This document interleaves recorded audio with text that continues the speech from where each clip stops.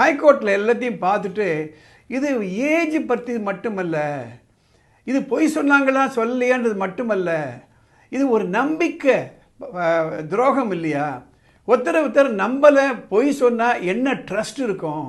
அந்த நம்பகத்தன்மை இல்லை, அதனால் இந்த மேரேஜை டைவர்ஸ் பண்ணுறேன் அப்படின்னு டைவர்ஸ் பண்ணி விட்டுறாங்க. 1000 பொய்யை சொல்லியாவது ஒரு கல்யாணத்தை பண்ணுங்க அப்படின்ட்டு ஒரு பழமொழி அந்த காலத்தில். ஆனால் இப்போது பொருந்துமா? பொய் சொல்லி கல்யாணம் பண்ண முடியுமா? தெலுங்கானா ஹைகோர்ட்டில் ஒரு இன்ட்ரெஸ்டிங் ஜட்ஜ்மெண்ட். ஒரு பொய்யை சொல்லி கல்யாணம் பண்ணிக்கிறாரு, அந்த ஹைகோர்ட்டு மேரேஜை டைவர்ஸ் பண்ணி விட்டுறாங்க. அதை பற்றி ஒரு இன்ட்ரெஸ்டிங் ஜட்ஜ்மெண்ட் பற்றி தான் பேச போகிறேன். அதுக்கு முன்னாடி இது போன்ற தகவல்கள் எல்லாம் உங்களுக்கு பயனுள்ளதாக இருக்கும் அப்படின்னா உடனே நீங்கள் போயிட்டு அந்த கமெண்ட் பாக்ஸில் எஸ் என்று பதிவு போடுங்க. அப்போ தான் அது நிறைய பேருக்கு போய் சேரும். இப்போ வீடியோக்குள்ளே போகலாம். எனக்கு கவுன்சிலிங்க்கு பலவிதமான ப்ராப்ளம்ஸ் கொண்டு வராங்க. அதில் சிலது பார்த்தீங்களன்னா, ஐயா இவர் படித்தவருன்னு சொன்னாங்க, ஆனால் உண்மையில் போய் பார்த்தா அவர் டிகிரிலாம் வாங்கலை சார், ஸ்கூல் ஃபெயிலு. இன்னொரு கேஸில் இவர் அந்த கம்பெனியில் வேலை பார்க்குறாருன்னு ஐடி கார்டை காமிச்சாங்க, நாங்கள் நம்பிட்டோம், நாம் என்ன அந்த கம்பெனியில் போய் கேட்க முடியுமா இவர் வேலை பார்க்குறாரான்னுட்டு. கடைசியில் பார்த்தா அந்த ஐடி கார்டு ஃபேப்ரிகேட்டடு. இது போன்ற விஷயங்கள் அப்புறம் தெரியும் பொழுது என்ன தான் ரெமிடி, அதை பற்றி தான் பேச போகிறோம். இப்போதெல்லாம் பார்த்தீங்கன்னா மேட்ரிமோனியல் வெப்சைட்லாம் நிறையா இருக்குது. அதில் பெண்ணுடைய ஜாதகத்தை பதிவு பண்ணுறாங்க, பையனுடைய ஜாதகத்தை பதிவு பண்ணுறாங்க. அதுக்கப்புறம் அவங்க 2 பேரும் மீட் பண்ணுறாங்க, அந்த ஜாதக பரிவர்த்தனை நடக்குது, அந்த ஜாதகத்தை கம்பேர் பண்ணுறாங்க, பொருத்தம் பார்க்குறாங்க. அதுக்கப்புறம் எல்லாம் பொருந்துதுன்னா மேரேஜ் நடக்குது. அப்படி ஒருத்தர் என்ன பண்ணுறாரு, ஜாதகத்தை கொடுக்குறாரு. அந்த ஜாதகத்தில் அவருடைய டேட் ஆஃப் பர்த்து 1981 அப்படின்னு போட்டிருக்கு. அதை பேஸ் பண்ணி மேரேஜ் நடந்துருது. அப்புறம் பார்த்தா ஜாதகமே தப்பு கொடுத்துருக்காங்க. அவருடைய டேட் ஆஃப் பர்த் 1981 இல்லை, 1974 தெரிய வருது பெண் வீட்டுக்காரருக்கு. அந்த பெண் அது ஒத்துக்கிறதா இல்லை.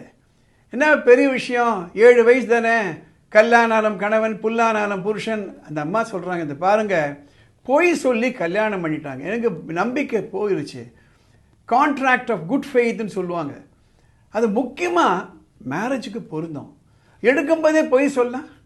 அந்த அம்மா ஃபேமிலி கோர்ட்டுக்கு போகிறாங்க, நல்லிஃபை பண்ணணும், மேரேஜ் நல்லிஃபை பண்ணணும் அப்படின்னா மேரேஜை நடந்ததாகவே கணக்கில் எடுத்துக்கக்கூடாது என்ற ஒரு ரிலீஃபு. அதை ரிஜெக்ட் பண்ணுறாங்க ஃபேமிலி கோர்ட். இவங்க ஹைகோர்ட்டுக்கு போகிறாங்க. ஹைகோர்ட்டில் எல்லாத்தையும் பார்த்துட்டு இது ஏஜ் பற்றி மட்டுமல்ல, இது பொய் சொன்னாங்களா சொல்லலையான்றது மட்டுமல்ல, இது ஒரு நம்பிக்கை துரோகம் இல்லையா? ஒருத்தர் நம்பலை, பொய் சொன்னால் என்ன ட்ரஸ்ட் இருக்கும்?